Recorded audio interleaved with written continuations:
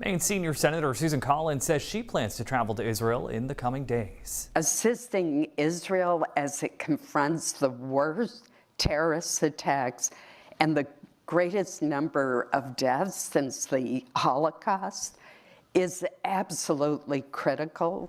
Senator Collins announced plans to go to the war-torn country with other lawmakers in an event with the Washington Post today.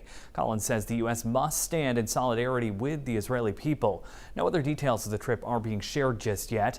Today, the Senate unanimously passed a resolution co-sponsored by Collins and Senator Angus King in support of Israel. This is a live look at the White House tonight, where just a few hours ago, President Joe Biden addressed the nation from the Oval Office. The president just returned from a trip to Israel. Tonight, he discussed the United States' response and responsibility in the conflict between Israel and Hamas, as well as Russia's ongoing war against Ukraine. NBC's Chris Pallone has the latest from Washington. Good evening, my fellow Americans. In a rare nationally televised address from the Oval Office, President Biden made the case that it's in Americans' best interest to continue supporting Israel and Ukraine in their respective wars.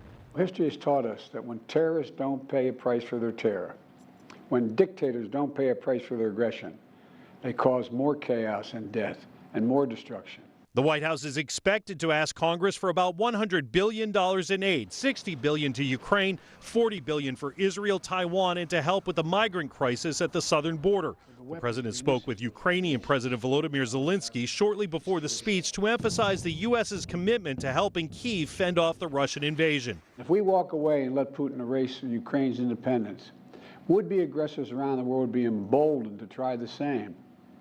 The risk of conflict and chaos could spread in other parts of the world. The White House funding request will be sent to Congress tomorrow. The Democratic-controlled Senate is expected to act quickly to pass the supplemental, a move which could put pressure on House Republicans to sort out their leadership issues and end the legislative logjam in that chamber.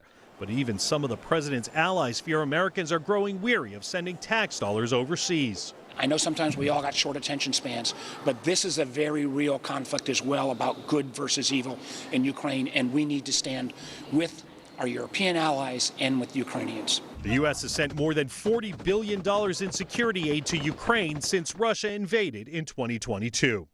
Chris Pallone, NBC News, Washington. Independent Senator Angus King is reacting to the president's address tonight. In a statement, King writes in part, "It is up to all of us to remind the world that freedom and self-defense will always be the basis of a just society and a steady global order."